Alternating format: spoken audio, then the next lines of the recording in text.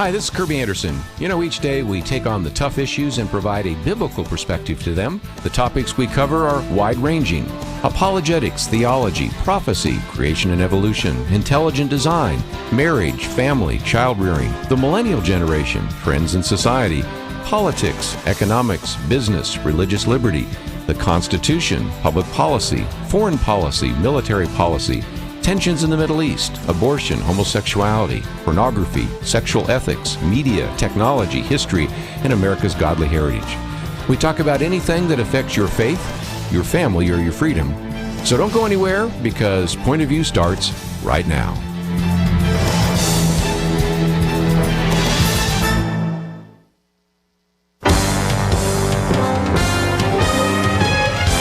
Across America, live. This is Point of View.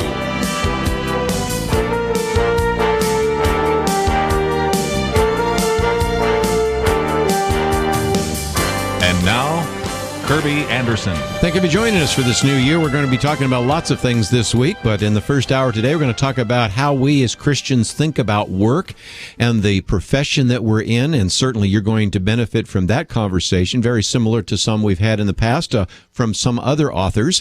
Second hour today, we're going to devote most of our time and attention to the military for a couple of reasons. First of all, the end of military operations in Afghanistan. So we're going to be talking with Toby Harnden, his new book, Dead Men Risen, or Risen is probably a better way to pronounce it, an epic story of war and heroism in Afghanistan. So certainly we're going to talk about what has happened in our war on terror, both in Iraq and in Afghanistan, but also we'll focus a fair amount of time on PTSD. That is sort of a theme that also comes from the new movie American Sniper. So there will be quite a bit to talk about in the second hour. I do want to hear from those of you that have served in the military, and certainly I know that you'll want to interact with his very gripping novel that tells us a great deal about what has been happening in the lives of those who served there in Afghanistan. But the first hour today, we're going to spend some time talking about work.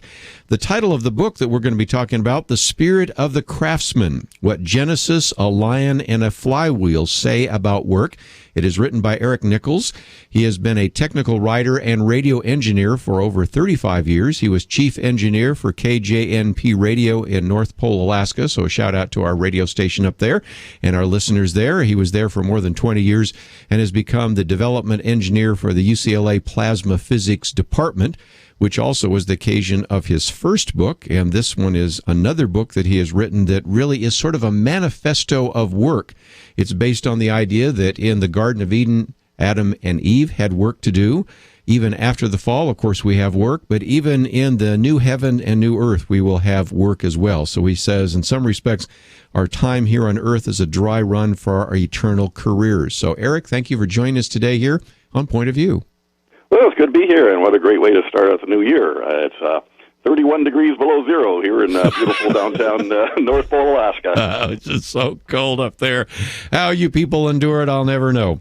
But it is just a delight to have you on the program. And before we get into the book, just talk a little bit about this idea of work, because I know it's something you've been thinking about, because this is a very well-written book, and you really cover some of the kinds of things we've talked about with Christian Overman, and certainly we've talked about over the years with Eric Metaxas and others, because I think we really need, as Christians, to develop a theology of work, and you certainly have done so in this book.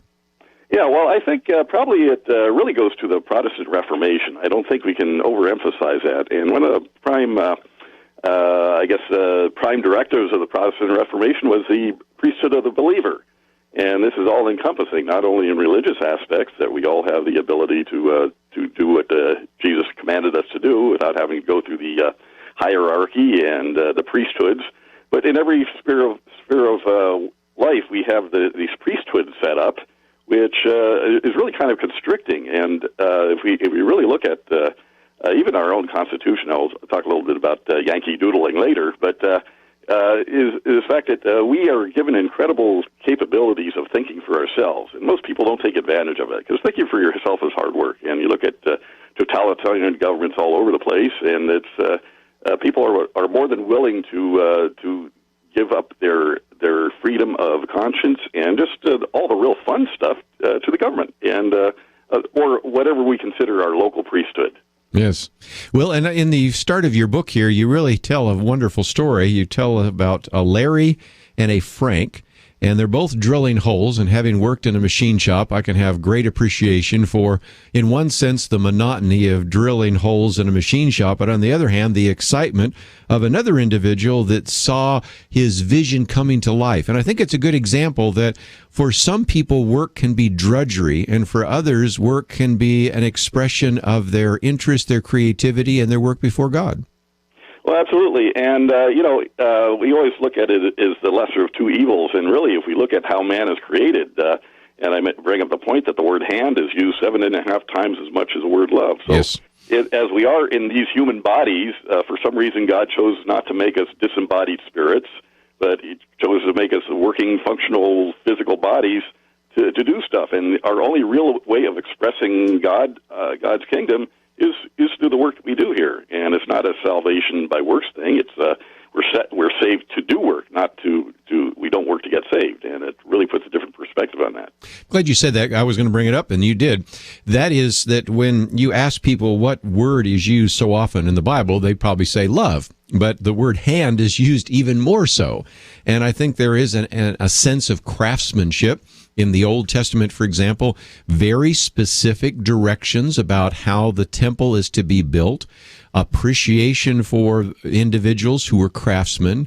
After all, our Lord spent time as a carpenter. There is a sense in which we have, especially in this sort of modern, industrialized, even kind of information world, kind of disconnected from the value of work. And I know that sometimes one of the most rehabilitating things for me is to work with wood or to build something or to be creative in that way. And I think it illustrates again that God intended us to actually work not only in the Garden of Eden, not only in the new heaven and the new earth, but also even when we find ourselves on earth right now. Oh, that's right. And, I was just looking at the welfare statistics and all that, and I'm not a bum because I'm so holy. I'm just a bum because I'd be bored out of my tree not doing something creative. And I think that's one thing we need to, when we address the whole the issue of welfare and all that, is say, hey, it's a whole lot more fun working than not. I would think so. Let's come to chapter 2, because you talk about in all his glory, and this idea of glory, well, we think about that, as you mentioned, with Handel's Messiah, but if we go back to Genesis, and that's one of the subtitles of your book, with what Genesis, a lion, and a flywheel say about work, Genesis really helps us understand that we're created in the image of God. If God is a creator, we could at least be called recreators. It's not like we create something out of nothing like God does, but we are creative, and that creative element is a very important part of, in a sense, manifesting the glory of God, isn't it? Oh, absolutely. And I use the expression, the Garden of Eden, some assembly required. And that was our job. And we look at all the commands that given to Adam and Eve, and he never rescinded any of them. And I talk quite a bit about naming things, and naming is very all-pervasive. We still find 20,000 new species of insects a year, so the whole naming business has not been rescinded. And even in our fallen state, we live up here with these unbelievable auroras, okay? And I think to myself, okay, if this is how beautiful it is in a fallen state, think what it was like before and what it will be after. So I think we need to keep that perspective is for all the things that could go wrong in this world, the fact that it runs pretty nicely is pretty neat. We're going to take a break, and when we come back, we'll talk a little bit more. Of course, in Genesis 1, it talks about work, but it also talks about rightful dominion, and that certainly gets us into the fact that we should be good stewards of the creation. But we're going to talk about all different aspects of work today. The book is entitled The Spirit of the Craftsman, What Genesis, a Lion, and a Flywheel Say About Work. We've only picked off one of those illustrations in that subtitle, and you can find out a little bit more about Eric and about his book by going to our website, pointofview.net. It will take you to a website that tells you about his book and gives you a few reviews, and also, of course, a way, if you'd like to get it, you can click on the book itself and order it. So we wanted to give you a chance to think a little more about this idea of work, how you apply your biblical perspective on work, and we'll continue our conversation with Eric Nichols, and perhaps with you, right after this.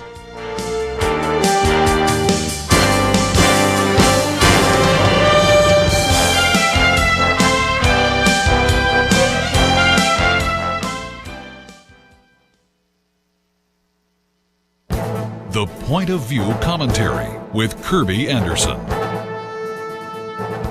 You know, as Congress is about to convene, it's worth considering what will be the congressional agenda for this year. Actually, we don't have to guess what the Republican leadership has planned for the first few months of the new Congress. Representative John Boehner and Senator Mitch McConnell proposed and solidified their plans right after the November election. First, they plan to get quick congressional action on a number of bills that have been stalled in Congress. One is to approve construction of the Keystone XL oil pipeline. There weren't enough votes in the Senate in November to end a filibuster. Senate Majority Leader McConnell most likely will have the votes this time. That will force the president's hand. The president can either sign it or veto it and try to explain his action to the American people. Second, the leadership wants to pass a budget through both chambers of Congress. Previous Senate Majority Leader Harry Reid prevented most of these budget bills from passage. The new Senate Majority Leader wants to make this happen and prevent any possibility of a government shutdown. House Republicans have already made it clear that their budget for the new Congress will be based upon the plans drafted by Representative Paul Ryan, and the only sticking point might be whether the members of Congress want to use the budget process to defund the president's executive order on immigration, since the Homeland Security budget only runs through February. Third, the leadership would like to implement tax reform legislation. This would also include some action on the so-called tax extenders package by making these permanent. While these tax issues may not be part of the president's agenda, the leadership has talked about dangling before the president some of the fast-track trade agreements he wants ratified. You know, if these three initiatives strike you as being a bit lean and limited, I would agree. There are many other issues Congress should address. Tomorrow we'll put forward some other items that I believe should be part of the congressional agenda. I'm Kerby Anderson, and that's my point of view.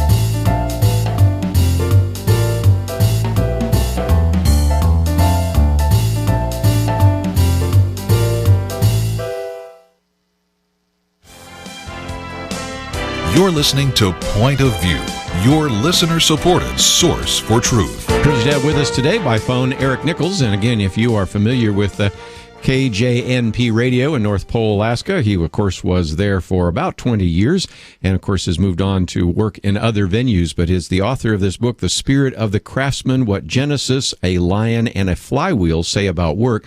While we stay on Genesis for another minute or two, I did talk about the fact that obviously we're to give, there's what's called the Dominion Covenant or the Genesis Mandate. People call it different things, but we are instructed in Genesis, Adam and Eve are, and that is never rescinded, as you pointed out, to have control, to have dominion over the creation. And that certainly means that we should be good stewards of the environment, but it also means that we are to work. And that happened in the Garden of Eden.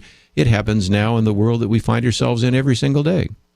Oh, absolutely. And, you know, in Alaska here, where we are a major resource for a lot of minerals and that sort of thing, in particular oil, you know, there's an incredible amount of oil under here that God has put there for our use. And but he expects us to poke a hole in there and suck it out ourselves, you know. And I think this is, you know, typical of from the Garden of Eden. He again, some assembly required. He gave all the resources that we need, unspeakable wealth, and it's one of the big fallacies of modern economics and in general liberal theology, I guess, is that is zero-sum mentality. Is the fact that you know, we have X amount of resources, and when they're gone, they're gone. Well, God created the earth out of nothing, and you know, He can keep opening up new ways of doing things. You know, one of the things about technology is you can do so much with so few resources now, and I think we need to you know, always be thinking that you know, there's always new ideas to come out, and this is what we really have to be pursuing. It says new ways of doing things where you don't have the limitations that have been put upon you for however long. You know, and when you think about it, in the 1970s, they were talking about we're just about ready to reach peak oil by certainly early 1980s. And then if you look at the price of gasoline these days, you can see that we have been able to do a lot with a little. And some of that has to do with carburetors. Some of it has to do with various kinds of drilling technology. Some of it has to do with not having the right estimates. But I think you've made a very good point in that regard. But let's move on, because we talked a little bit about the Garden of Eden. We're talking about where we are now. You have a whole chapter where you talk about heaven.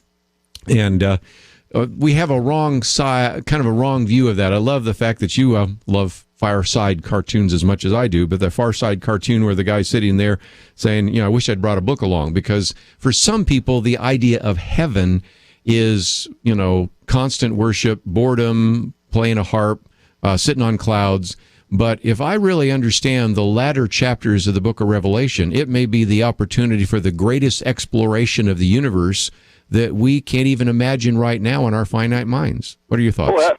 Oh, absolutely. And I think about, Adam, what it was like when he was in the garden there looking up at the stars, and before the fall, he says, hey, God, what's that twinkly thing up there? And God would say, well, Adam, it's your job to name things. What do you want to call it?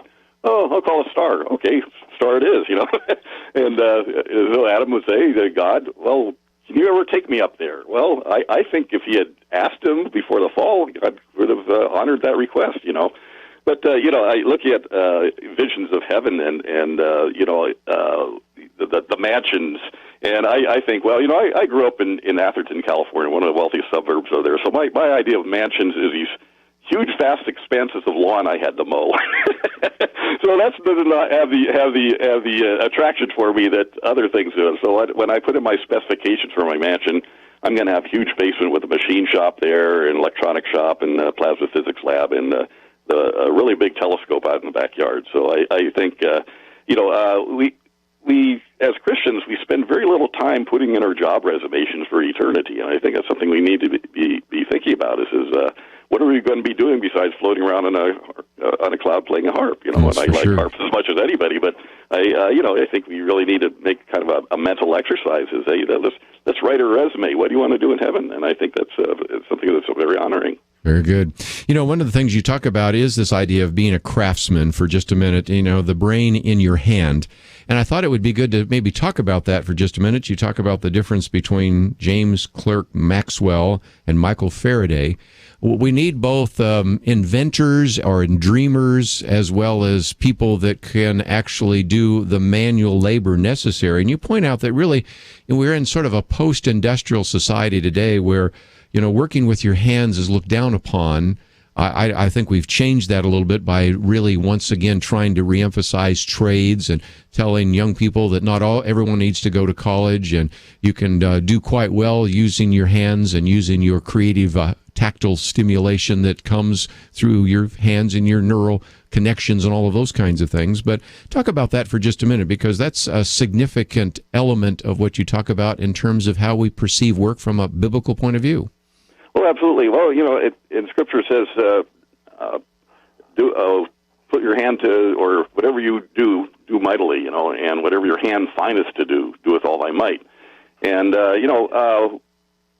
if you look at a kid, a baby playing with blocks, he has a sense of order.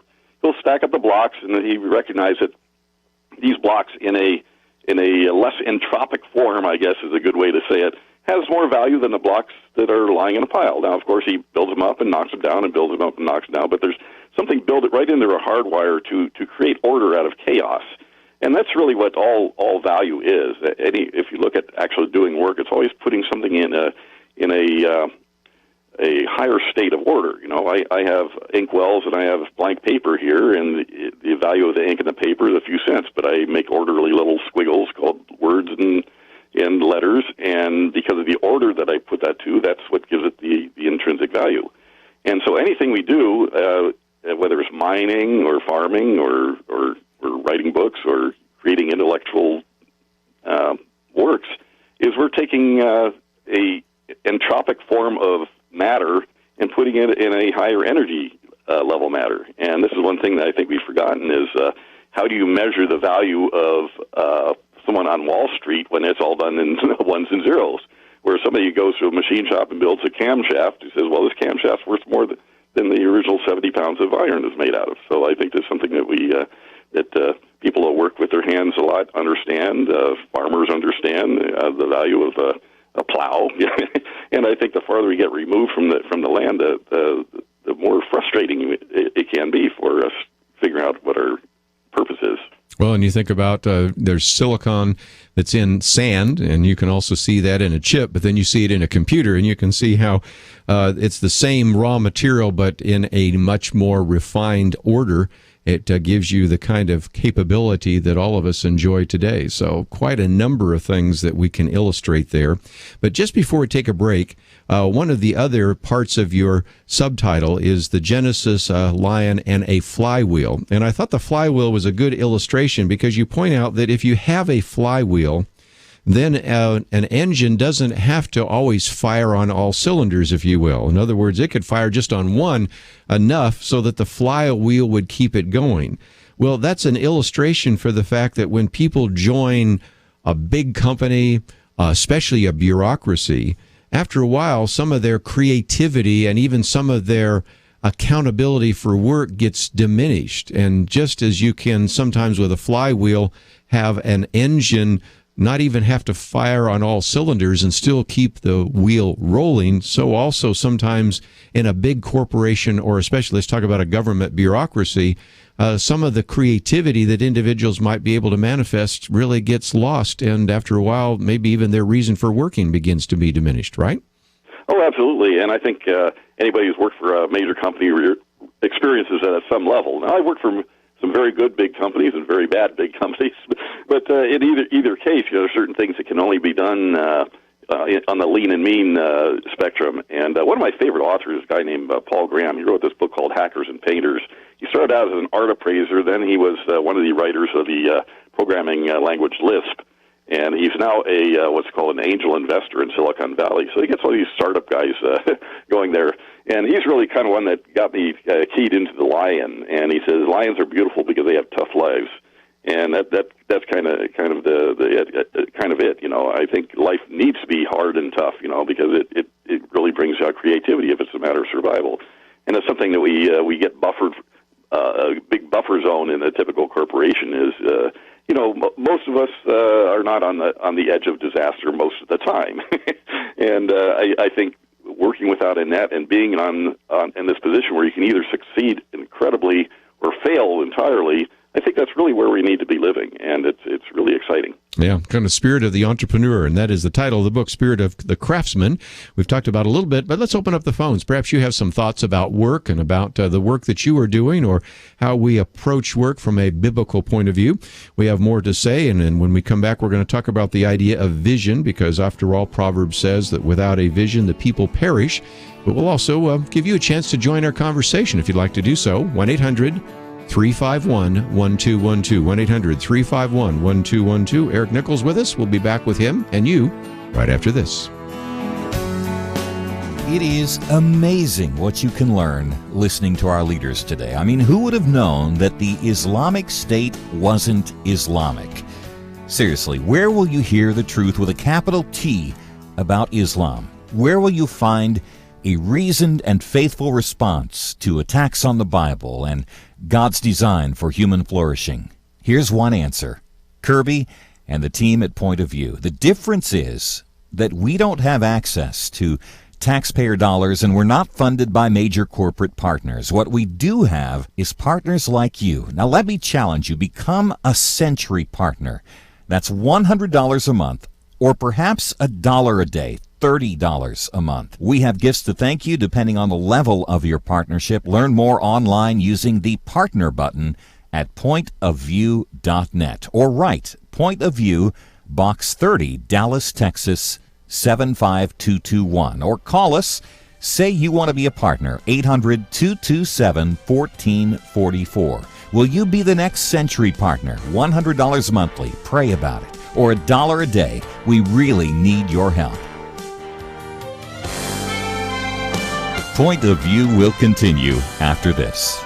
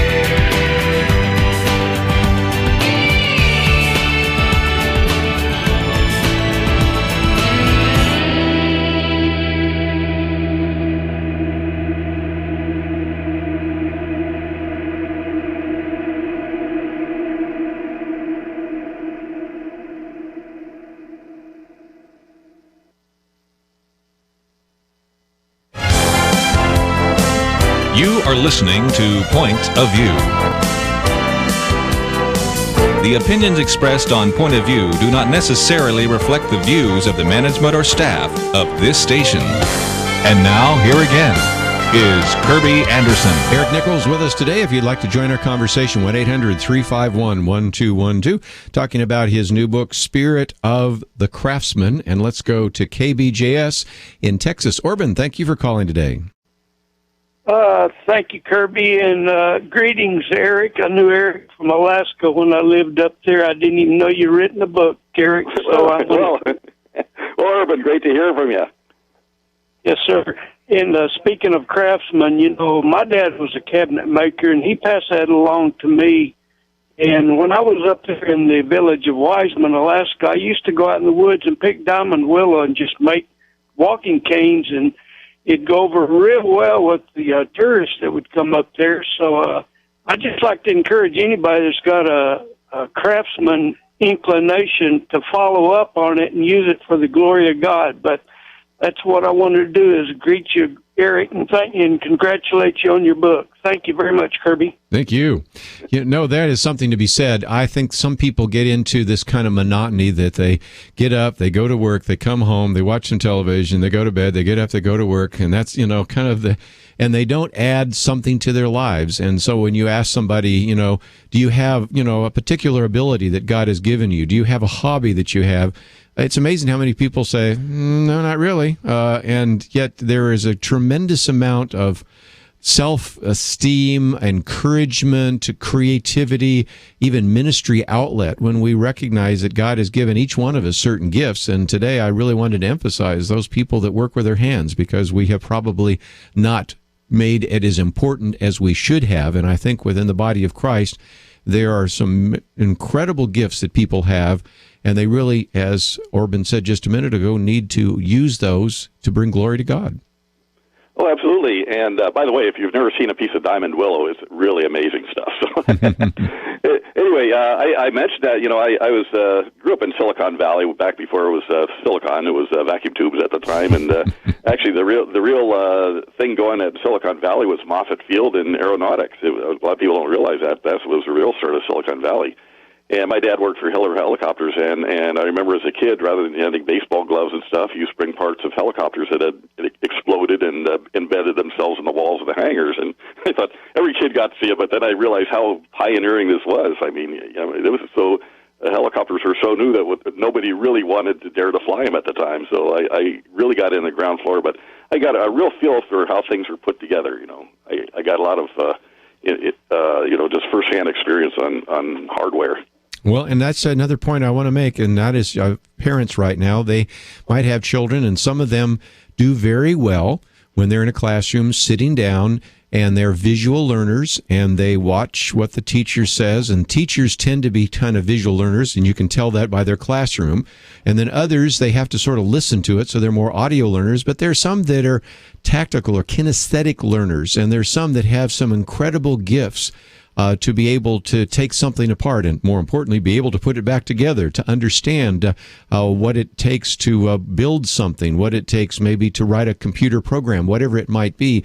And they sometimes don't get, if you will, rewarded as much in our educational system, which is really based upon sitting and listening and taking notes. And as important as all of that is, some of the great inventors probably didn't do that well in the classroom, but they went on to be our Einsteins and our Edisons and others. So I just want to, again, use some of the things you've talked about today in your book, The Spirit of the Craftsman, to encourage parents to encourage their children to develop some of those skills, just as your father, in a sense, did, and allowed you to work in the area of electronics and radios and all of the rest.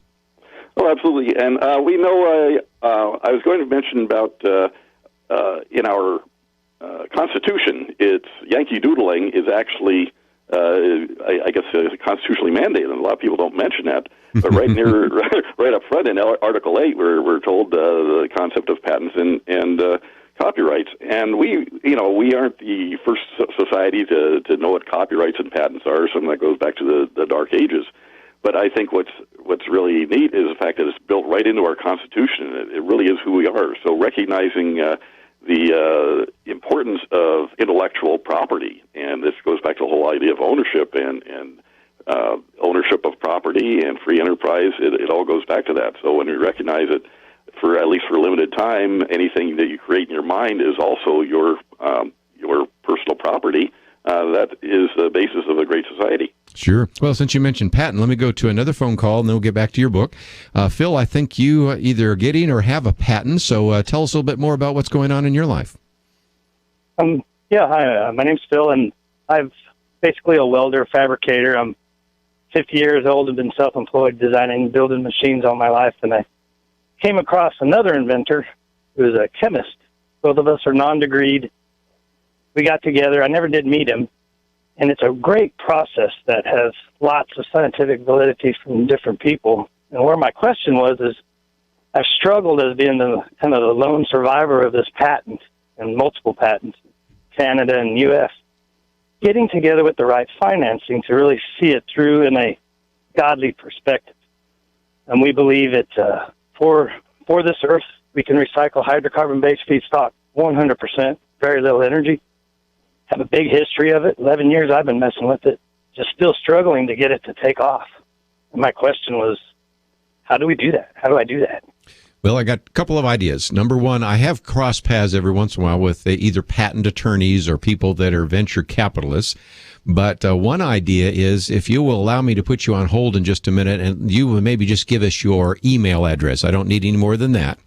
What I thought is that if somebody then contacts us, I'll pass your email address on to them. Is that fair? Because there may be someone out there listening saying, well, you got me interested. I'd like to know a little bit more, or I know where you can go, because it's a little off base, but it's something I'd be glad to facilitate if you're open to that idea. Oh, that'd be great. Okay. Yeah, we've been struggling with this for a while. And again, I'm not guaranteeing anything, but again, we'll get Catherine to get your email address. I'll just keep it on my desk, and if we find somebody that wants to contact you, we'll put the two of you together, and maybe that'll develop something. But, you already made the case, but Eric, let's make it again.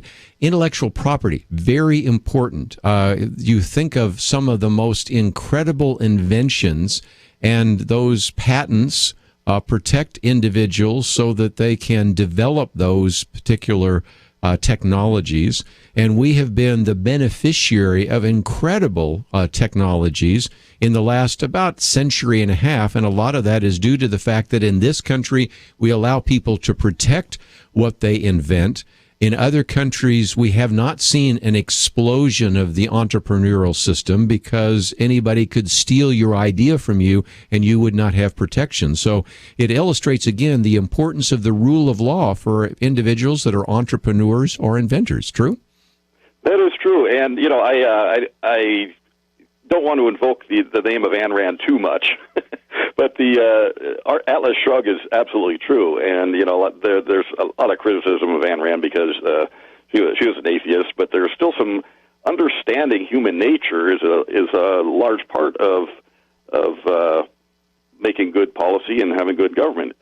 Yes, we should all be generous, and everything was given to us from God, and we should freely we've been given freely we should give.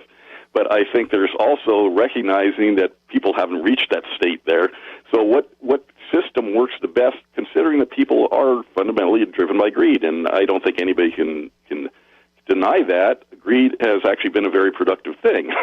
And I think you don't want to throw the baby out with the bathwater. There's a lot of great things come from people that have their only motive is profit.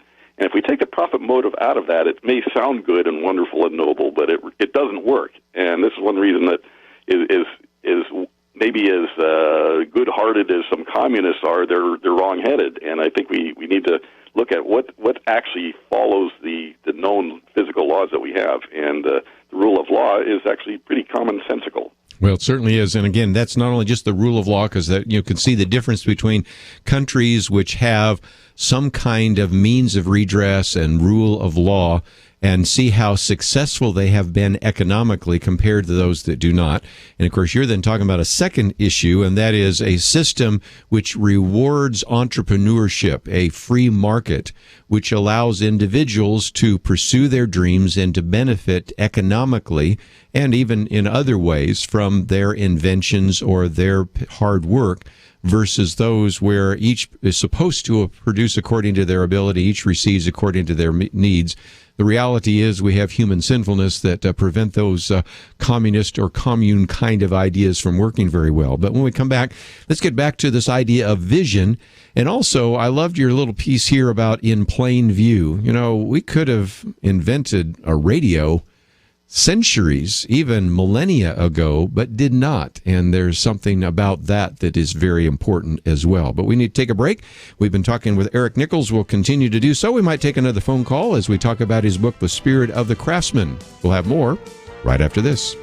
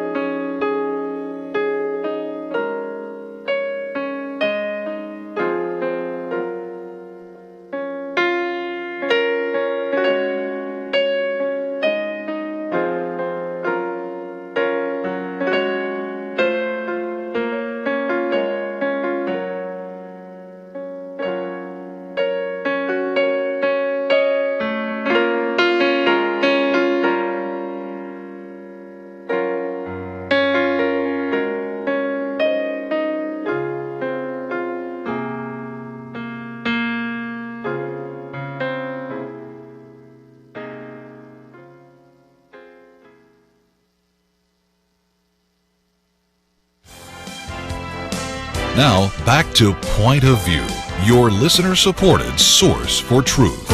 Eric Nichols with us for a few more minutes, and if you would like to join our conversation, might get one more phone call in, 1-800-351-1212. About a 150-page book. It is entitled The Spirit of the Craftsman. We have information about Eric and about his book on the website, pointofview.net. Just before we get into another topic, let's talk about this idea of vision, because Proverbs 29:18 talks about, without a vision, the people perish. What's the important part of vision in all of this? Well, I believe it's it has to be a little bit of divine inspiration almost all the way around. I use the example of the ancient Romans and the Egyptians. They had wire. They actually extruded wire to mainly use as embedded decorations in their swords and other weaponry. And they, as far as we know, they never considered using a wire to conduct electricity, because electricity is a whole different nature. We had some pretty inventive people all through the Iron Age and the Copper Age, when we found some of these astrolabes and stuff were just amazing mechanical devices. But there's very little indication that we used electricity. And why is that? Well, because it's a completely different nature. It required a whole new, different way of thinking, a different paradigm.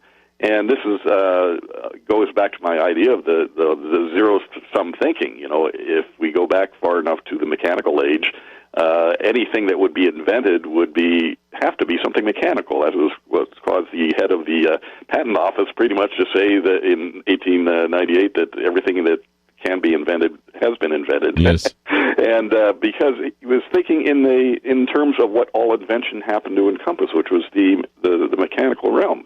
But now we have electricity, and now we have optics, and now we have even the concept of digital logic itself, regardless of the hardware to do it. That's a whole new concept which did not exist in any form till pretty much World War II. So we have to constantly be thinking, well, what are we missing entirely that could be a whole new technology that? And I think there's still some fundamental physical laws to be discovered that we haven't even brushed up again that we can actually employ. You think of Charles Duell, 1899. He says, everything that can be invented has been invented. So he wanted to close down the U.S. Patent Office at a time when we had Thomas Edison and Henry Ford, and on and on and on. And that shows you a little bit of the short-sightedness of bureaucracies, or even of individuals that, as we talked about a minute ago, say we're at peak oil, we've done everything we can to deal with the energy crisis, and on and on. I mean, there are places in the world still for very creative people, and we hope that we might encourage some of those. But before we go, we do need to at least get to some of the bad news. You have one chapter where you talk about there's a downside to awakening the spirit of the craftsman. You call it pearls before swine, and I thought it would be important to recognize that even though we're trying to be optimistic, there's some things to think about in that regard.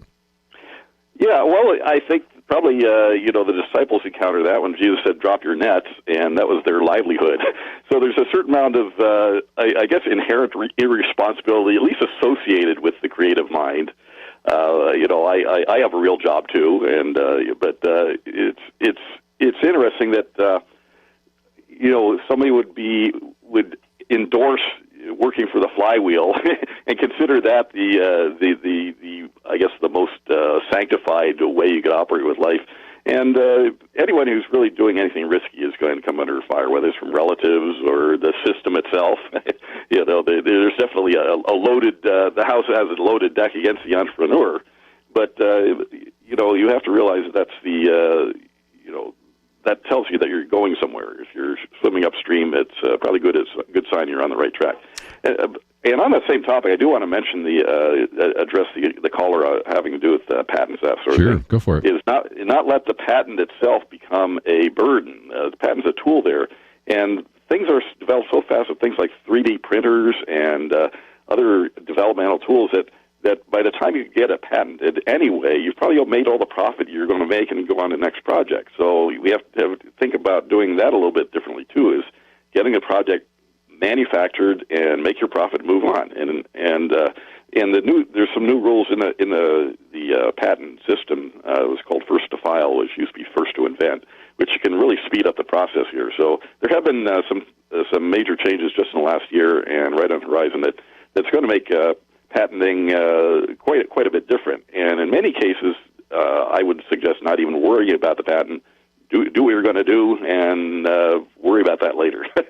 Yeah, and in writing, same kind of thing with copyright. Oftentimes, all you have to do is just say that it was copyrighted, even if you didn't put it there. You obviously have to file the papers later on, but we're protecting individuals more and more, and that's a good thing. And if nothing else, I want to just turn loose a lot of the creativity. And every year, of course, we have a Christian Writers Conference to turn loose the creativity of people that are writers. But here's an opportunity, again, to turn loose the creativity of those who are inventors, who are entrepreneurs, who are risk takers, are willing to step out.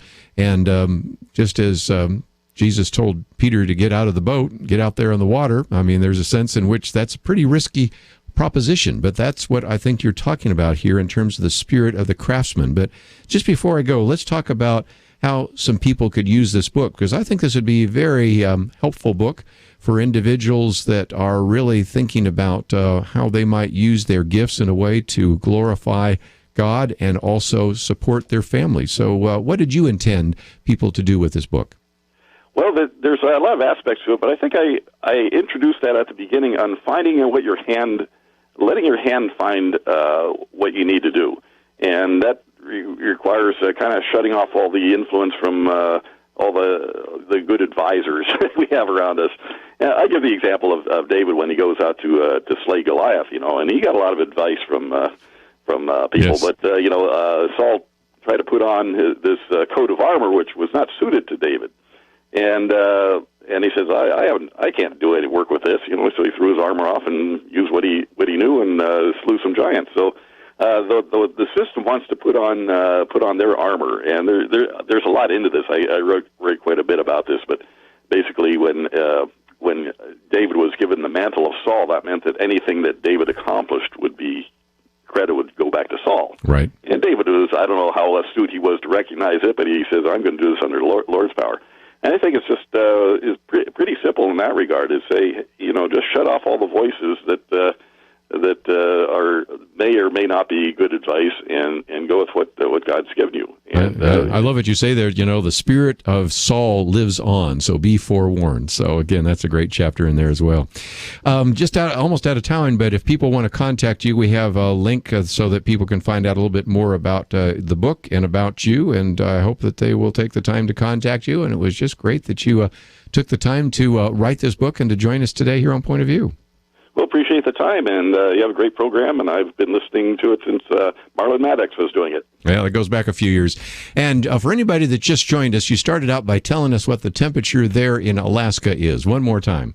It is, I think it came up a degree. It was 31 below when we started. So it's warming up to minus 30 now, so we're getting a hot spell there. That's right. It's unbelievable. How you people in Alaska endure it, I'll never know. But Eric, it has been a delight to have you on the program. Let's do it again sometime. Well, thank you, Kerby, and we will do it again. Let's take a break, and when we come back, we're going to spend some time looking at what has been happening in Afghanistan. Toby Harnden is the author of the book Dead Men Risen, an epic story of war and heroism in Afghanistan. So we're going to talk about, did we invest our time and our treasure and our blood and our resources effectively in Iraq and Afghanistan? Should we have pulled out of Afghanistan? And more importantly, as we hear the story of some of these men, what about this? The mental anguish that comes because of IEDs and because of some of the gruesome ways some of them died, which leads to PTSD. So we certainly want to hear from some of you that have served in the military. Maybe you'll have comments as well. And we're going to spend some time in the second hour talking about this new book, Dead Men Risen. It was published first in England, but now there's an American edition, and we thought that you would like to know more about that. So we're going to take a break and give you a chance to join that conversation. All that coming up right after this. Gary Bauer, former Reagan White House official and president of American Values. I wish I could have a personal conversation with every one of your listeners. Don't make these good people beg for resources. There is nothing more important than a well-informed populace in this country. Abraham Lincoln said that at the end of the day, public opinion in America is everything because we are a free society.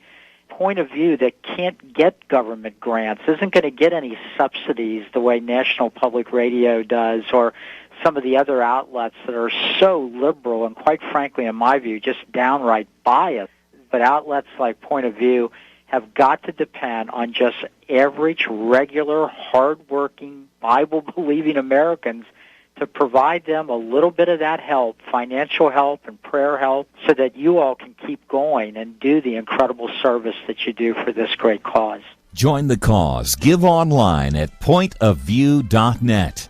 Call 800-227-1444 or mail Point of View, Box 30, Dallas, Texas 75221.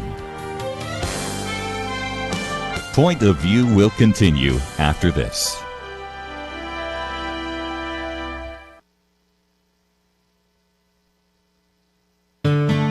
I just thank God for y'all. I listen to you every day, truly. I wanted to thank y'all for everything you do each day to inform Christian families and our community about the things we can do, and just the way you're so informative. I listen to you daily and love you guys and appreciate you so much.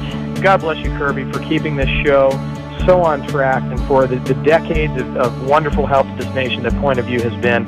We're all big fans of your work, and we pray that God will just prosper it. As a Christian, over the years that I've followed this program, I am constantly challenged to be on guard and to evaluate what's going on. And if for no other reason, to protect the caliber and the truth of your programming, I need to participate and to back your program financially to ensure that the truth stays out there for people to hear, to view, and to be a part of.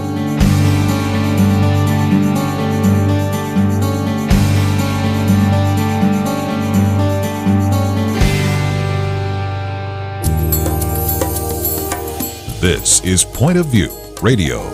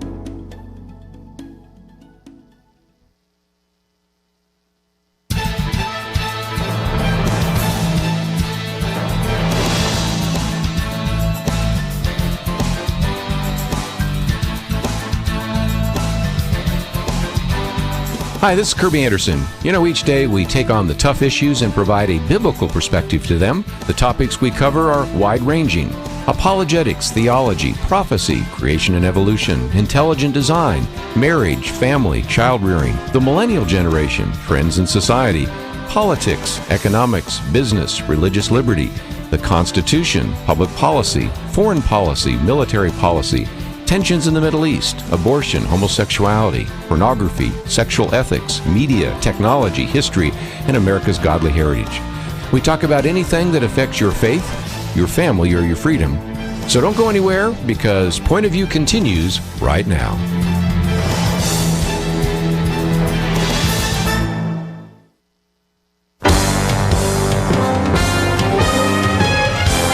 Across America, live. This is Point of View.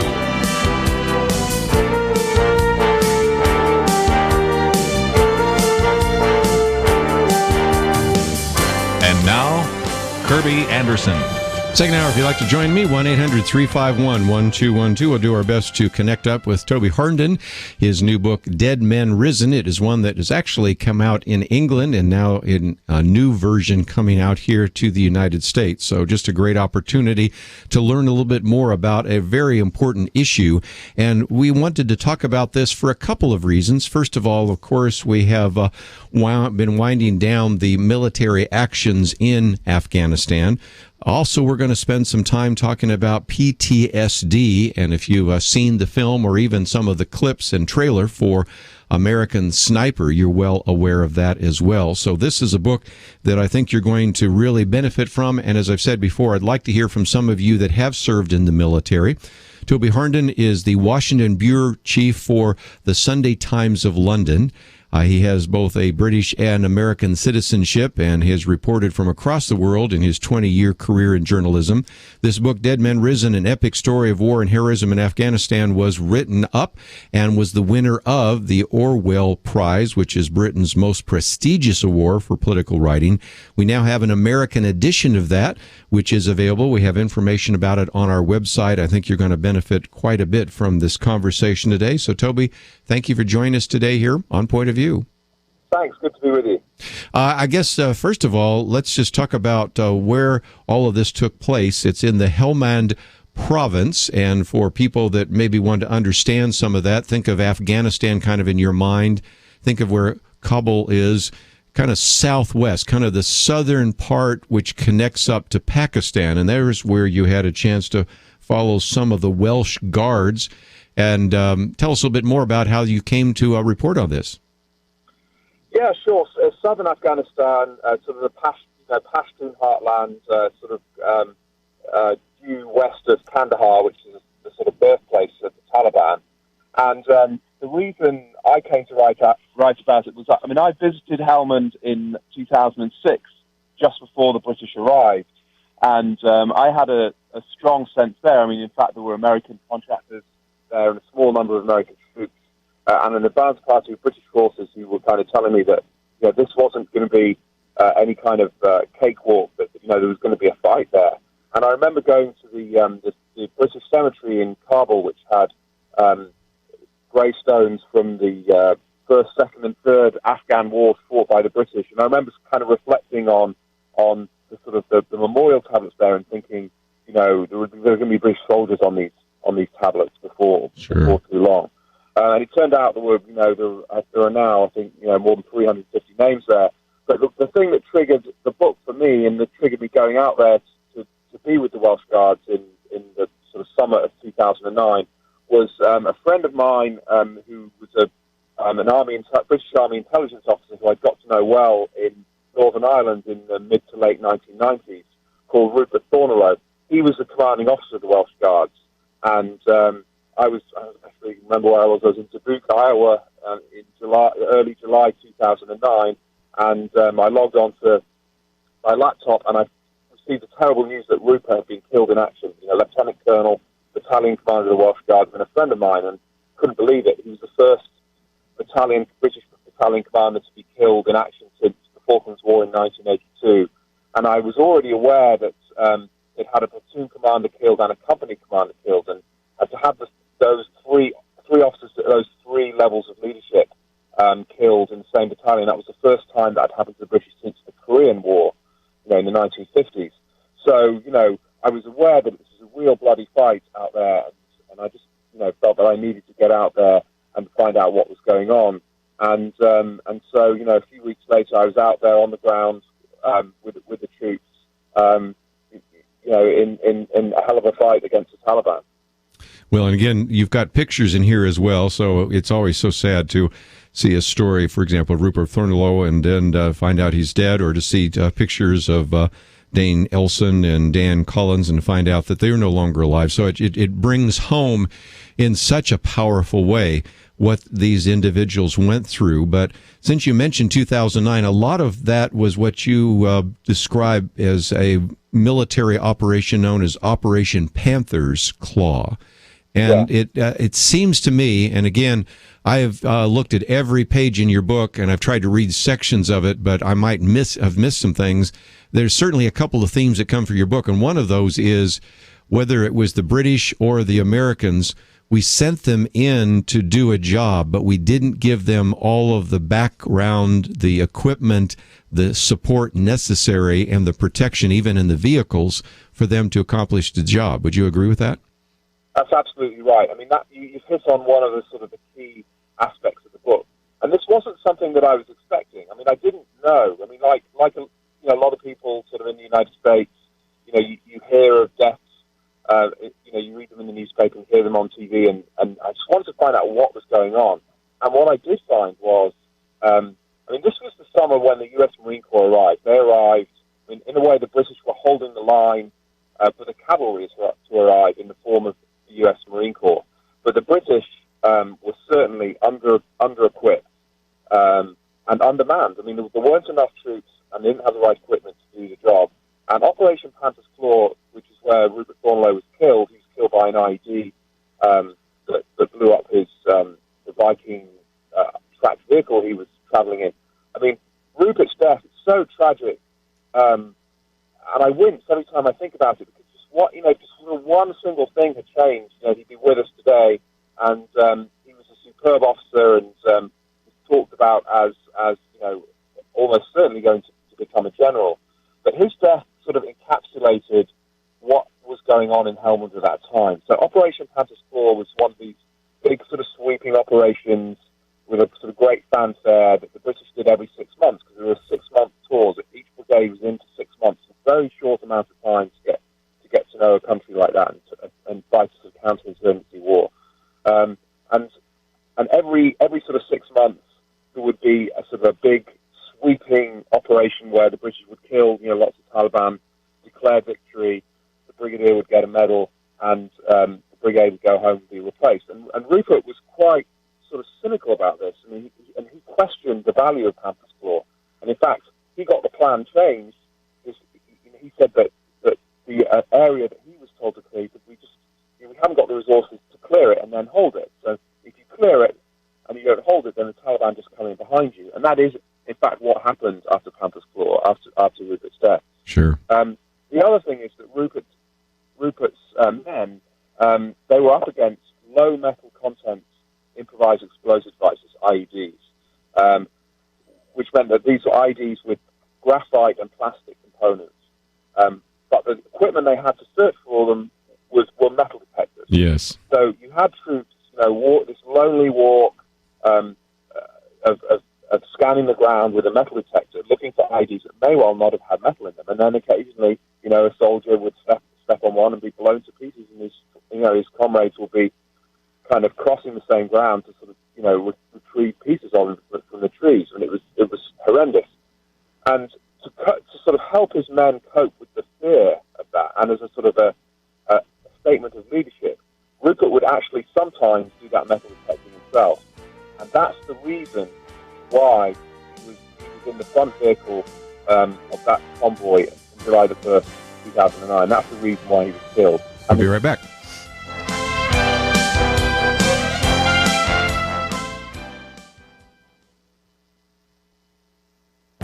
The Point of View Commentary with Kerby Anderson. You know, as Congress is about to convene, it's worth considering what will be the congressional agenda for this year. Actually, we don't have to guess what the Republican leadership has planned for the first few months of the new Congress. Representative John Boehner and Senator Mitch McConnell proposed and solidified their plans right after the November election.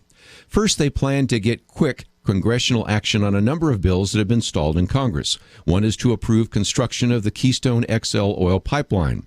There weren't enough votes in the Senate in November to end a filibuster. Senate Majority Leader McConnell most likely will have the votes this time. That will force the president's hand. The president can either sign it or veto it and try to explain his action to the American people. Second, the leadership wants to pass a budget through both chambers of Congress. Previous Senate Majority Leader Harry Reid prevented most of these budget bills from passage. The new Senate Majority Leader wants to make this happen and prevent any possibility of a government shutdown. House Republicans have already made it clear that their budget for the new Congress will be based upon the plans drafted by Representative Paul Ryan, and the only sticking point might be whether the members of Congress want to use the budget process to defund the president's executive order on immigration, since the Homeland Security budget only runs through February. Third, the leadership would like to implement tax reform legislation. This would also include some action on the so-called tax extenders package by making these permanent. While these tax issues may not be part of the president's agenda, the leadership has talked about dangling before the president some of the fast-track trade agreements he once ratified. You know, if these three initiatives strike you as being a bit lean and limited, I would agree. There are many other issues Congress should address. Tomorrow we'll put forward some other items that I believe should be part of the congressional agenda. I'm Kerby Anderson, and that's my point of view.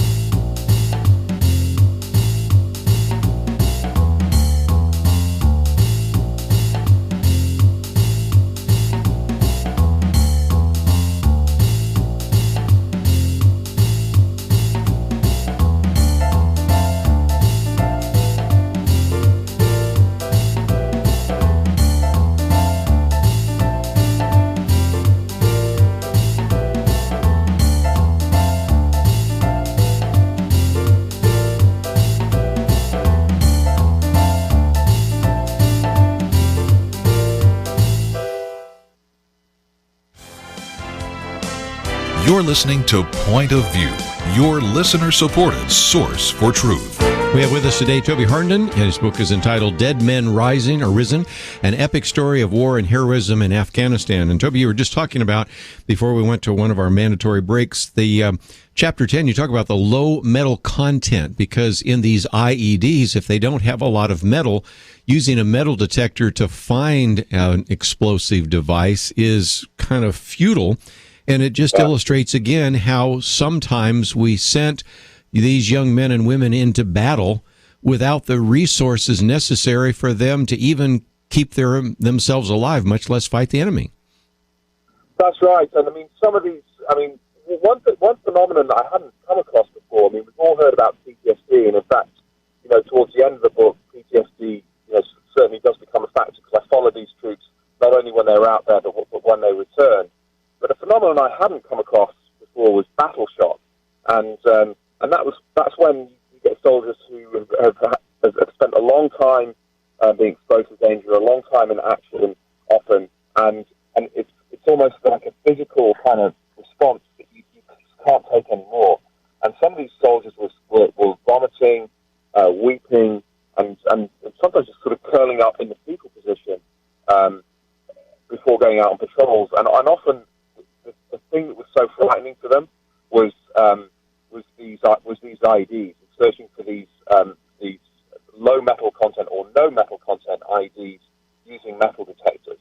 And some of them would just go into a sort of a freezing panic and be sort of loaded onto helicopters and evacuated. And sometimes they would actually recover and be back in the fight. Sometimes they would be evacuated back to Britain. But it was absolutely terrifying. And people talk about bravery in action and people being awarded gallantry medals. But the gallantry of those, ordinary 18-year-old, sometimes infantrymen, going into harm's way and looking for these IEDs. I mean, I just can't speak highly enough of them.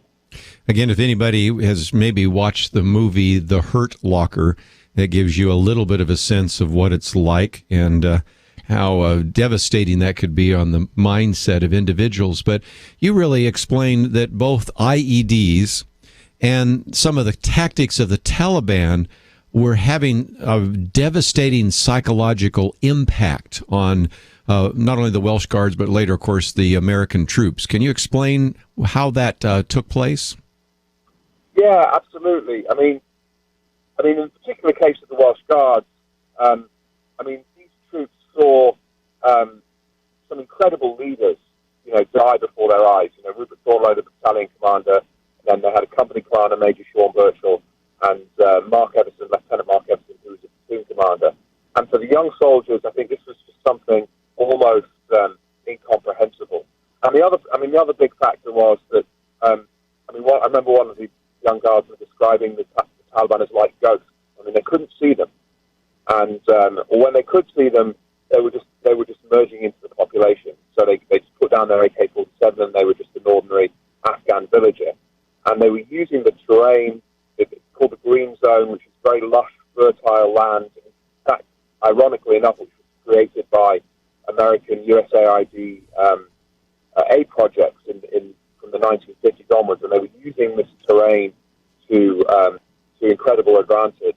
And certainly the British didn't have the right vehicles. I mean, Rupert Thornlow's vehicle was not properly armoured.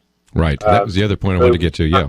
Yeah, I mean, they were being channeled down these canals, which were being seeded with IEDs, detonated by either command wire or radio control. So, the psychological trauma and the psychological legacy is it's still going on, and it's sort of the epilogue of the book when they came back and there were very sadly suicides, people drinking themselves to death, and I'm still in touch with these soldiers now, and they're living with what they went through. I mean, they carry invisible wounds to this day, and I think will do for the rest of their lives.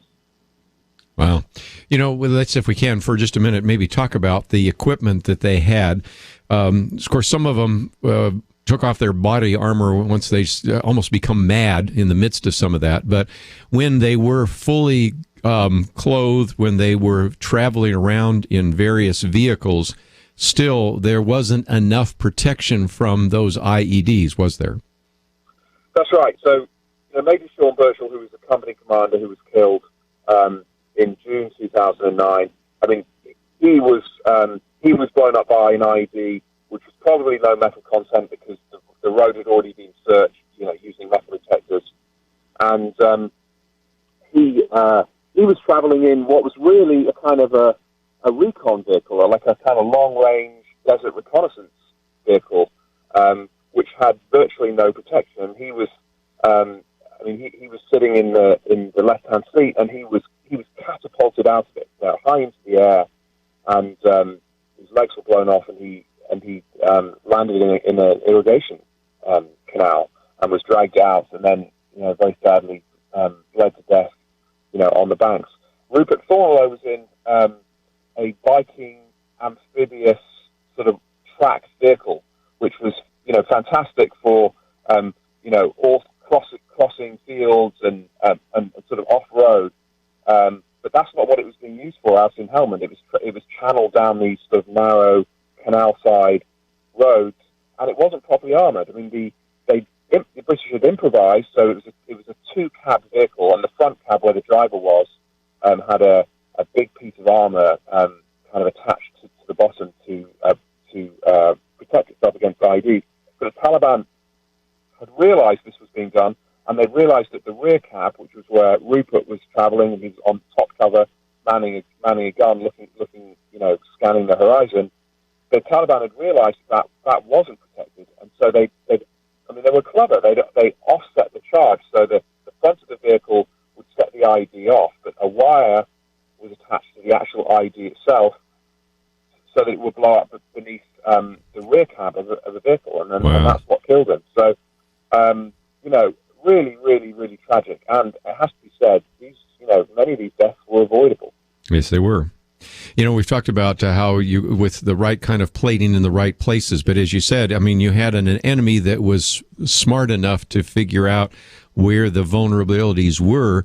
And even though we might see these as low-level kind of military, these IEDs, nevertheless, they were able to construct them in such a way to do the greatest amount of harm. And just before we take a break, because this will set up our conversation after the break, when you have had an IED go off, you talk about this in the book, then the next time anybody's out on a convoy, you just hit a bump and you start jumping. Whether it's PTSD or battle shock or just the natural instinct that an individual would have, you just go over a bump or hear even an explosion and you think your time is up. So it has a devastating impact on the psychology of some of those that served in the military, doesn't it? Absolutely, absolutely. We're going to take a break, and when we come back, I want to hear from a few of you that perhaps have served over there in the military. And if you would like to join us, whether you served in Iraq or Afghanistan, we certainly want to open up the phones for you. As I've said on this program many times before, we'll never be able to thank you enough, but also we'd like to get into this conversation about PTSD and maybe even some of the differences between the way we treat that in this country, and I'm sure Toby will help us understand how some of that is treated in the UK, and then to maybe also talk about some of the struggles that you have had or of individuals that you know have had. So again, this is all part of the book, Dead Men Risen, an epic story of war and heroism in Afghanistan. And this particular book is been published in the United States. Of course, it was already in England and was the winner of the Orwell Prize, which is Britain's most prestigious award for political writing. But this is one of the Regnery history books, and we have information about it so that you can find out more. You can click on the picture there of Toby Harnden, and you can, first of all, click on and find his website, which is tobyharnden.com. And if you don't know how to spell that, we have the link there as well. If you click on the book, of course, you can also order that book. It is 500 pages, and it is very well documented and certainly a very significant reporting of what has taken place in Afghanistan, in Iraq. So the question on the table for you at the moment, have you dealt with PTSD? Do you know people that have? If you'd like to join us, 1-800-351-1212.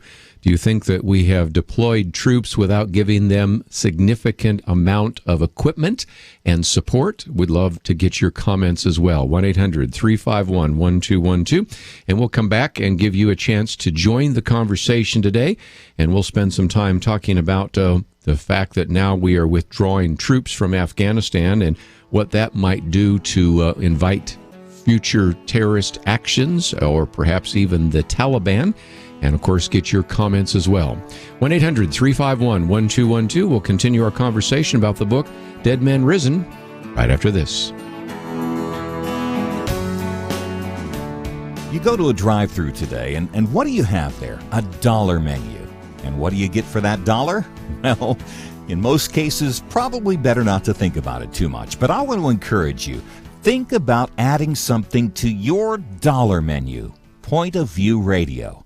Now, what I mean is this program doesn't have major corporate sponsorship, and we certainly don't have access, nor would we want it, to taxpayer money like PBS. Here are two ways that you can partner with us. Give $1 a day or underwrite your very own minute of the program. How cool would that be? We figured it out. It costs about $65 for every minute that we're on the air. So for $65, you can bring the world a minute of Point of View. Pick your favorite minute each month, and you can call that one yours. The biggest thing, do something today. $1 a day, $30, or minute a month. $65. Give online. Hit the partner button at pointofview.net. Call 1-800-227-1444 or write Point of View, Box 30, Dallas, Texas 75221. Point of View will continue after this.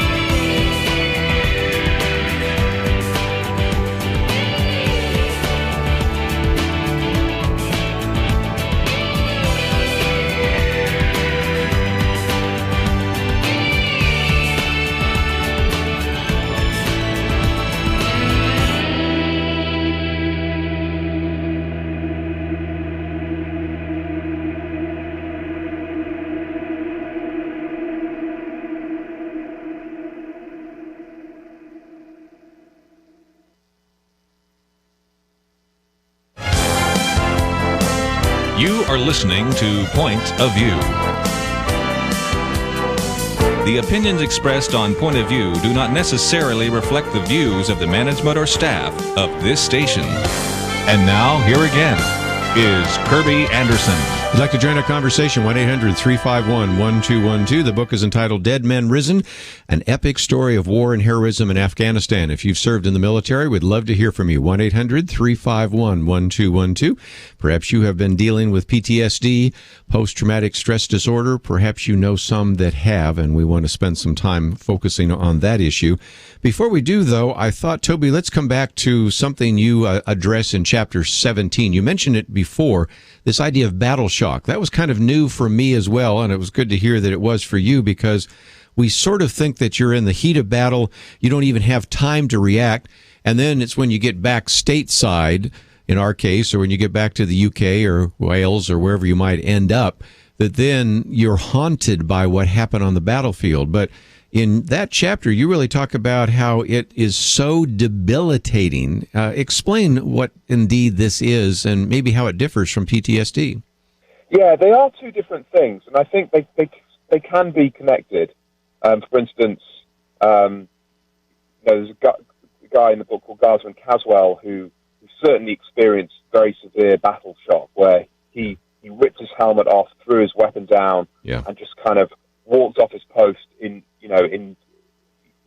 very severe danger, and he just basically couldn't take it anymore. And he is now, I'm in touch with him, but he's AWOL. He's suffered drink and drug problems, and he's very severely affected by PTSD. And so battle shock, this kind of freezing panic in the moment, or sort of flee response, either kind of curl up. Sometimes it can be like a curl up in the fetal position response. Sometimes it can be a flee response, a response of sort of feeling that you just don't care whether you live or die anymore, and putting yourself in very extreme danger. But sometimes people recover from battle shock and are back in the fight very quickly. Some people don't experience battle shock at all, and they do internalize it, and they do kind of keep very focused on the sort of the mission at hand, the day-to-day mission, and the mission of just kind of staying alive and getting back. And a good example in the book of that is a guy called Lance Sergeant Dan Collins.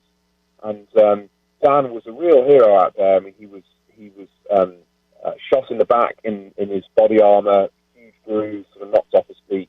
He was twice blown off his feet and sort of lightly wounded by IEDs that exploded.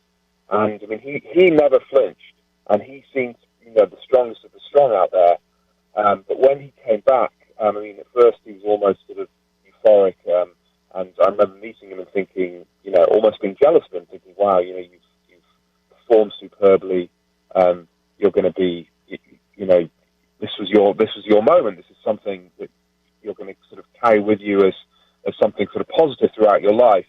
And that was, maybe a slight sort of glamorization or naivety on my part, because, Dan descended into a very, very dark place. He became addicted to gambling, drink, kind of risky behavior, and he just couldn't get Helmand out of his mind. And ultimately, Dan hanged himself in a remote quarry in Wales on the 1st, 2012. And for me, as somebody who hadn't experienced kind of this intensity of combat before, although I spent a lot of time in Iraq and Afghanistan myself, that was when I thought, this is real. I mean, somebody like Dan Collins could come to this and take his own life. Then this really is something that can affect the bravest of the brave. You have a picture of him, so it just brings it even more real. And of course, you talk about his, if you will, kind of video journal on his phone and some other things, call on his mother and all the rest. It was a very deliberate act because he just did not want to go on. And so there's a good example, obviously, of an individual that didn't seem to show battle shock, but then has PTSD. So let's get into that for just a few minutes, because there is a sense in which this has not, I'm going to talk about America for just a minute, maybe hasn't always been dealt with as effectively as it could by the Veterans Administration. We've had people on this program to talk about that. Can you maybe talk about the differences in which, say, the United States and the UK address this issue of PTSD? Yeah, no, this is a really important topic, and I'm well aware of living here and reporting here of the sort of the gaps and the inadequacies in the VA system. But unfortunately, the situation in Britain is even worse.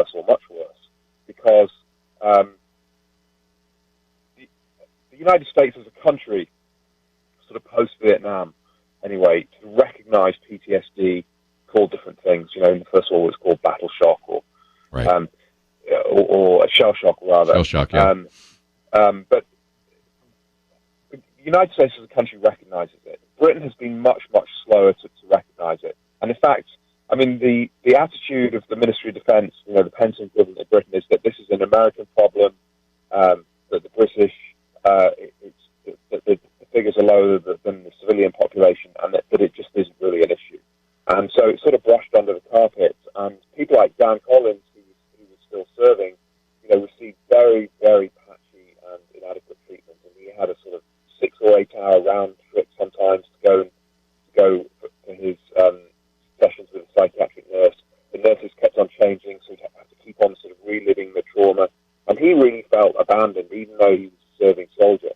And for veterans, it's even worse because they're not trapped in the civilian system. Once they leave the military in Britain, they're just sort of at the mercy of the state health system, the National Health Service, which has got, you know, a lot of holes and gaps and inadequacies. And often because of stigma or just kind of wanting to get on with life, soldiers don't talk about what they've been through. So sometimes, even if they are being treated by a doctor, they'll just be given antidepressants. Sometimes the doctor won't even know they served in the military. There's nothing on their sort of medical record that would indicate that they were even a soldier.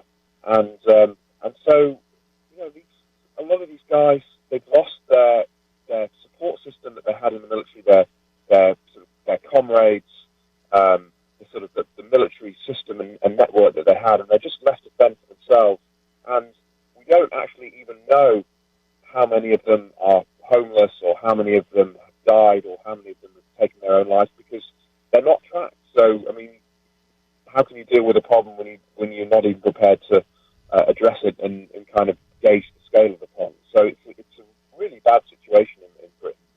I would say so. I mean, you can't address a problem if you don't think it's a problem, and if you certainly can't even do any kind of statistical analysis or research if you don't track the individuals. So obviously, go ahead. I've heard lots of very creative, you know, reasons which are really nothing more than speculation from British military and civilian military officials in Britain as to why it's not a problem for Britain. But it's all guesswork, and you know, I don't think that you know, there's some kind of weakness in American troops that causes them to be susceptible to PTSD, and there isn't in Britain. You know, far from it. So I think there's a sort of a head in the sand attitude, unfortunately. Well, it certainly is. But again, I think there's a lot more that we need to do to understand that. And even the point that you made right there, there is maybe because people know, for example, that somebody served in the military, there's always a hesitation. So in that respect, it may not be as helpful sometimes in getting a job, but it would certainly be helpful if an employer knew that, so that if there is some kind of if you will, different, you know, maybe self-destructive behavior, they would have an understanding and be willing to bring in a counselor. When you're in the UK, it seems like you're just out there on an island by yourself, and it's not surprising that you've had these stories of Dan Collins and others that have simply decided to take their life because they don't like the person they've become when they've come back from military engagement. Yeah. Now, I mean, of course, it's a very sort of delicate issue, this, because I mean, one thing I don't buy into is the portrayal of veterans as sort of per se damaged people, right, or dangerous people. I mean, this kind of idea of the sort of the angry veteran, the ticking time bomb.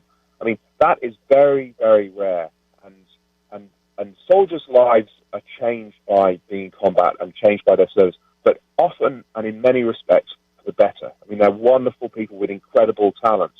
And the thing with PTSD, not everybody suffers from it. It's got different sort of manifestations and different symptoms, and it can be treated. So, you know, you've got pride in service, and you've got pride in your sort of heroism and your abilities as a soldier and as a person. And sometimes portrayals of veterans can kind of diminish that and paint veterans as all sort of, you know, as I say, ticking time bombs and PTSD-addled sort of victims, and they're not. So it's a complicated picture, and it's difficult difficult to at the same time sort of celebrate the individual, their service, and the many, many wonderful attributes they have, but at the same time sort of recognize that there can be problems, and these problems need to be dealt with. And as a society, that's what we sort of grapple with.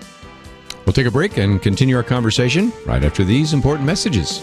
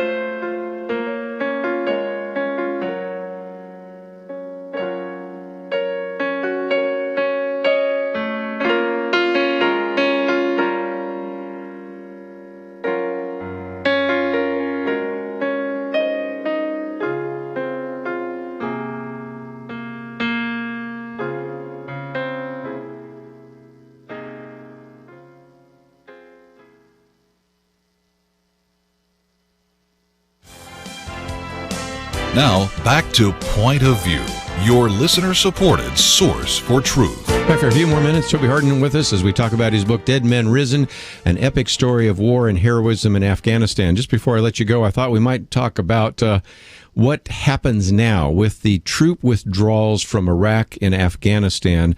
I sense, even reading from your book, and I'm not asking you to make that many political comments, but certainly we saw what happened with the Welsh Guard and others, that they would go and sweep an area, but if they didn't sweep and actually hold, that the Taliban would come back in. And we're now seeing the withdrawal of troops from Afghanistan. What do you think the future holds in this particular country?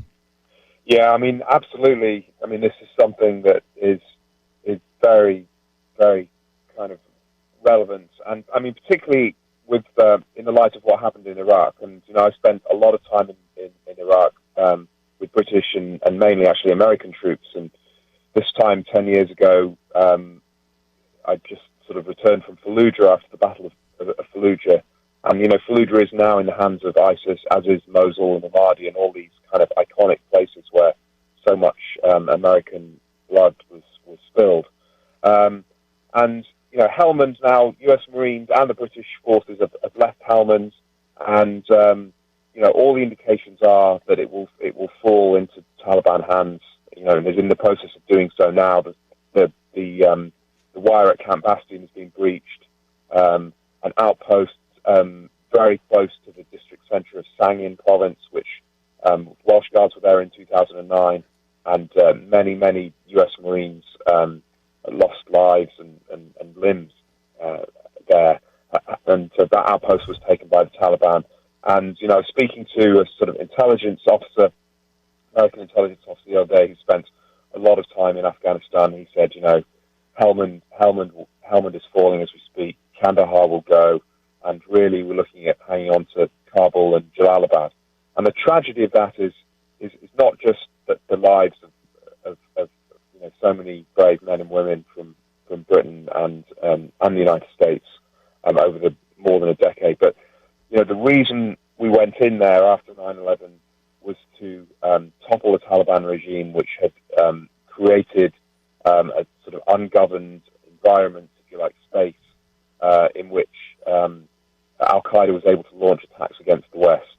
And that's the danger that ISIS presents, and is already beheading Americans and British and drawing in many Westerners who could have passports that could enable them to travel to the United States and Europe and carry out horrendous attacks.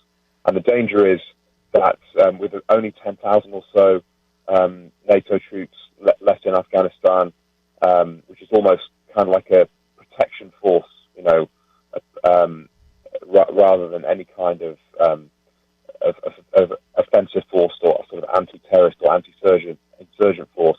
The danger is that history could repeat itself again. Right. So I think things are very, very finely balanced. And I think in the 2016 presidential campaign, it will be absolutely fascinating to listen to what these candidates say about this, because I think although we're all weary of war, and we have learned that it's not just the United States and Britain that can announce an end to a war. I mean, the enemy has a vote, and the enemy fights on.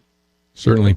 The NATO exit strategy, I think, is in jeopardy, and certainly that's another kind of lesson that you learn from your book. I really appreciate you giving us an hour today of your time, and also certainly appreciate you writing the book. As I mentioned before, a winner of the Orwell Book Prize in England, and now, of course, there's an American edition that has a new epilogue and some new revelations, and I appreciate you taking the time to be with us today here on Point of View. Well, thank you. It's very kind, and thank you for reading the book and taking so many of the central messages to heart, and I appreciate that. Certainly did. Toby Harnden, and again, if you'd like to know more about him or the book, it is available on our website, pointofview.net. It's published by Regnery, and you probably can find it there as well, but certainly wanted to make it available to those of you. And again, thank you for those of you that served in the military. Let me just mention before we run out of time that tomorrow Congress comes into session, and boy, do we have a lot to talk about. Our friend Louis Gohmert is running for Speaker of the House against John Boehner. See if we can talk with him and find out his thoughts. Some of the first congressional action being promised is action on the Keystone XL pipeline. Just saw a latest Rasmussen report showing most Americans think that it is time to do so. So in November, there were not enough votes in the Senate to end a filibuster. I think this new Senate Majority Leader, Mitch McConnell, will have the votes this time. And so that vote should come very quickly. Once that vote comes in both the House and the Senate, they will put it on the desk of President Barack Obama. At that point, he either signs it or else he has to veto it and try to explain his action to the American people. I've suggested, and others have as well, that every time Congress passes a particular piece of legislation, especially in some of the more onerous aspects of Obamacare or Medicare revision or tax cut revision, that they also include with it the latest polls and surveys showing that a majority of Americans support all of that. And while I'm talking about this, certainly another very important item that will be front and center in this new Congress will be a budget, because in the past, as you well know, most of the time, there's been one exception, but most of the time, the House would pass a budget that the Senate would simply ignore. The former Senate Majority Leader Harry Reid would simply see that as a non-starter. The new Senate Majority Leader, who I mentioned just a minute ago, Mitch McConnell, will push it forward, and we will see. And the budget is going to be, I think, along the lines and the plans of Representative Paul Ryan, and you can read more about that in my commentary that comes out today. I have a commentary coming out tomorrow where I also set forth what I think should be some other parts of the agenda. While we're talking about the Keystone XL pipeline, certainly there were a number of newly elected senators that wanted to address these EPA rules that were implemented by the bureaucracy but not passed by the Congress. And so we have our newly elected West Virginia senator, as well as quite a number of others that want to address that. And, of course, Oklahoma Senator Jim Imhoff is now the new chairman of the Environment and Public Works Committee. So I suspect there's going to be some action there. And, of course, the issue of immigration reform and, of course, the issue of reform of Obamacare, the Affordable Care Act, are all issues that Congress will be dealing with. So we'll try to address a little bit of that tomorrow, but we'll also continue to look at some of these excellent books that have come out over the last couple of weeks, because it's important for you to learn what many of these researchers have been able to do in order to put together, I think, very, very well-written books to help us think about these issues. And today, of course, we've talked about how to think biblically about the issue of work, and then how to really understand what has been happening in the war in Afghanistan, especially as we come to the end of military action there, and also this issue of PTSD when we certainly see that in the film American Sniper. So those are some topics we've addressed today. We will certainly come back tomorrow and address those issues, and we certainly look forward to the interviews that we'll be doing all week. Take the time to visit our website, pointofview.net. You will see that we have given you a number of videos to watch, some action items, and, of course, my daily viewpoint, which was on the agenda for Congress, and we'll have another one tomorrow on another agenda, the things that should be on the agenda but maybe aren't. And so we'll give you all those opportunities to learn about these issues, but also to contact your members of Congress about these issues. And so that's what we try to do here on a regular basis here at Point of View, as we help you defend your faith, your family, and your freedom. I want to thank Andrew for his help behind the scenes. I want to thank Catherine and Chris. We want to encourage you to visit the website pointofview.net. And if you think about it and you appreciate the conversation we've had today, perhaps you could click on that button that says donate. We're in a new year, and we certainly have a need for support. And if you can help us out, we'd greatly appreciate it. Have a great day. We'll see you back here tomorrow.